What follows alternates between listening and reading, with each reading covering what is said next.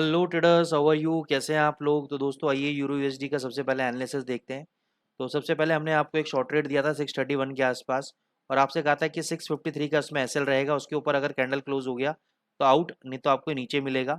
लेकिन यहाँ पे जैसे मैंने आपको बोल रहा था कि डब्लू पैटर्न बन रहा है, तो इसके लेवल के ऊपर अगर ये क्लोजिंग दे देता है तो एक तेजी देखने को मिलेगी। इसने क्लोजिंग दे दिया। अब यहाँ से एक बार ये 700 का इमीडिएट बेसिस पे रेजिस्टेंस है। मेरे को लगता है कि आज इसको 750 तक जाना चाहिए। अगर ये पैटर्न रियली में वैलिड है तो इसको आज 750 तक जाना चाहिए। तो आप यहाँ पे एक बाई ट्रेड एग्जीक्यूट कर सकते हैं, और दूसरा पोजीशन आप इस लेवल के आसपास एक ऐड कर सकते हैं। ये लेवल मैं आपको बता देता हूँ। ये लेवल है 630 का। तो 680 81 पे बाई करें, 630 पे बाई करें, एवरेज हो जाएगा 724। 720 से 25 के आसपास, 720 के आसपास आता है तो निकल जाइएगा, प्रॉफिट बुक कर लीजिएगा। ठीक है। और यहाँ पे 720-25 के आसपास एक शॉर्ट पोजीशन आपको क्रिएट करनी है। दूसरी पोजीशन आपको 790 के आसपास क्रिएट करनी है। मैं यहाँ पे लिख देता हूँ, 1.0720 के आसपास आपको एक सेल पोजीशन क्रिएट करनी है। अगर यहाँ से मान के चलो 20-25 पे नीचे आता है, आप इमीडिएट बेसिस पे प्रॉफिट बुक कर लेना। प्रॉफिट बुक करने के बाद मान के चलो वापस ऊपर जाता है, तो नेक्स्ट ट्रेड आपको 750 पे शॉर्ट मारना है। पहली कंडीशन क्लियर होगी। दूसरी कंडीशन, 720 पे आपने सेल किया, 20-25 पे नीचे नहीं गया, ऊपर बग गया, 750 पे फिर नहीं बेचना, फिर हमें एवरेज करना है 790 के ऊपर। 790 पे हमें एवरेज करना है। और बस दोनों का जब जो भी ब्रेक इवन पॉइंट निकले, वहां से आपको 30-40 पे मिले, प्रॉफिट बुक करके बाहर आ जाना।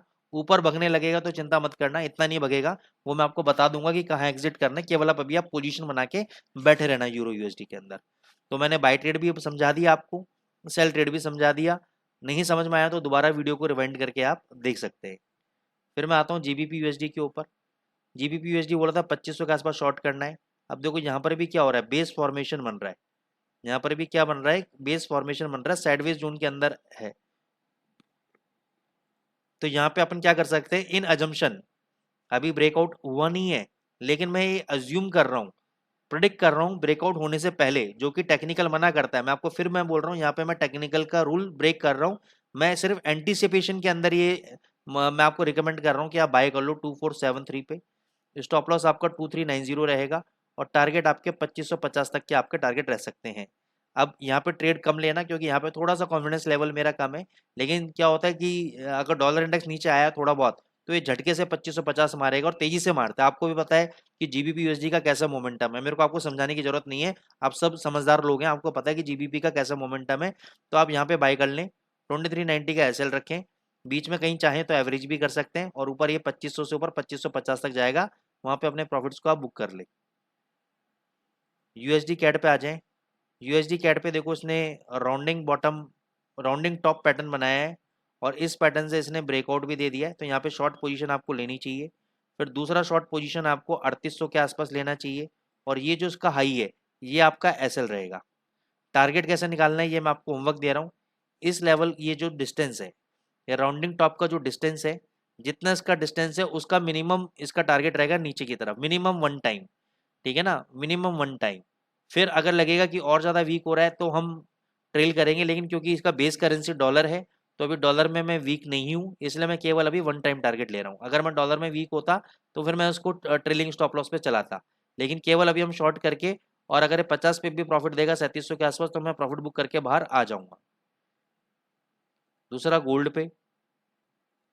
गोल्ड पे देखो 2400 का रेजिस्टेंस बोल रहा था, बार बार ऊपर जाता है नीचे आता है 2400 से। कल भी देखो मल्टीपल टाइम 2390 से 2400 के बीच में गया, वहां से नीचे गिरा, दोबारा ये कोशिश कर रहा है। आज के लिए जो रजिस्टेंस है इसका 2385 है। कितना है? 2385। अभी ये ऐसा पैटर्न बना रहा है। अगर इस लाइन को जरा सा तोड़ देता है, इस चैनल को अगर तोड़ देता है, तो 2385 आपके लिए अभी इमीडिएट बेसिस पे स्टॉप लॉस है। 2385 के ऊपर अगर 1 घंटा ट्रेड करेगा तो ये फिर 2400, और 2400 के बाद 2425 तक जा सकता है। लेकिन अगर इसने ब्रेकआउट कर दिया तो 2350 पे सपोर्ट है, 2350 तोड़ते ही 2300 तक गिरेगा। ओवरऑल मैं बेयरिश हूँ गोल्ड के ऊपर, शॉर्ट टर्म के अंदर। जब तक ये 2425 को ब्रेक नहीं करता, मैं 2400 पे भी सेल करने के लिए इच्छुक हूँ, और 2425 के आसपास भी इच्छुक हूँ मैं। उसके ऊपर अगर 1 घंटा ट्रेड हो गया तो मैं डबल से बाय कर लूंगा, या उस पोजीशन को हैच करके छोड़ दूंगा। ऊपर 2500, फिर 2525 पे उसको काटूंगा, वहां से फिर मैं वेट करूंगा कि 50-60 पे नीचे आएगा तो सेल वैल्यू को भी काट लूंगा। ठीक है। और अगर ये यहाँ से नीचे गिर गया तो बल्ले बल्ले, प्रॉफिट आना ही आना है। तो इसको आप फॉलो करें। ETH पे आ जाता हूँ मैं। अगर ये आज 2385 के आसपास जाता है गोल्ड तो जरूर वहाँ पे शॉर्ट करें, और 2-4 पॉइंट तो आपको इंट्राडे में ही मिल जाएंगे। ETH पे जैसे मैंने आपको कल कहा था कि अभी कुछ भी करने की जरूरत नहीं है, साइडवेज जोन में फंसा हुआ है। हालांकि कल इसने 2916 का लो लगाया, तो अभी इसमें कोई भी ट्रेड लेने की जरूरत नहीं है, क्योंकि देखो अभी क्या कर रहा है, ये जो रेंज है ये वाला और ये वाला, इसी रेंज के अंदर ये प्ले कर रहा है। तो जब तक इस रेंज से बाहर नहीं निकलेगा तब तक कोई फ्रेश मोमेंटम इसका मेरे को अभी समझ में नहीं आ रहा है। दूसरा, एक और प्राइस एक्शन पैटर्न मैं बता देता हूँ। कभी भी डाउनफॉल के बाद, जैसे डाउनफॉल आया, अभी जो बड़ा कैंडल है, इस कैंडल के अंदर 1 2 3 4 कई सारे कैंडल ने बनाया और ब्रेकआउट दे दिया ऊपर की तरफ। तो मैं एक रिकमेंडेशन ये कर सकता हूँ कि ब्रेकआउट देने के बाद प्रीवियस लेवल पे रेजिस्टेंस लिया, वापस नीचे आ गया, तो हालांकि मैं कॉन्ट्रा ट्रेड आपको बता रहा हूँ, तो यहाँ पे आप एक बाय ट्रेड ले सकते हो, और ये आपका स्टॉप लॉस का काम करेगा। लो, इसका लो कितना है आपका 2864, तो ज़्यादा बड़ा स्टॉप लॉस नहीं है, तो आप यहाँ पे बाई करो, 2864 का स्टॉप लॉस लो, और ऊपर 3200 तक के आप टारगेट लेके चलो। तो ये आज ETH USDT की अंदर एनालिसिस है। आई होप आपको पसंद आ रही होगी दोस्तों। लाइक्स में कमी मत आने दीजिए, मेरे को समझ में नहीं आ रहा, या तो आपको कंटेंट पसंद नहीं आ रहा है, और पसंद नहीं आ रहा है तो आप कमेंट बॉक्स में भी लिख सकते हैं कि सर आप ये बताओ, ऐसे बताओ। तो इससे क्या होगा सर, मेरा भी भला होगा, आपका भी भला होगा। अगर आपको कंटेंट पसंद आ रहा है तो आप लाइक करिए, ठीक है ना। आप लाइक क्यों नहीं कर रहे हैं, आपको लाइक करने में मज़ा नहीं आता है, या आप प्रमोट नहीं करना चाहते हैं, ये भी सिचुएशन हो सकती है। तो मैं तो ये रिकमेंड करूंगा कि आप लोगों के लिए बेनिफिट के लिए हम वीडियो बना रहे हैं, तो लाइक जरूर कीजिए आप लोग। Thank you so much.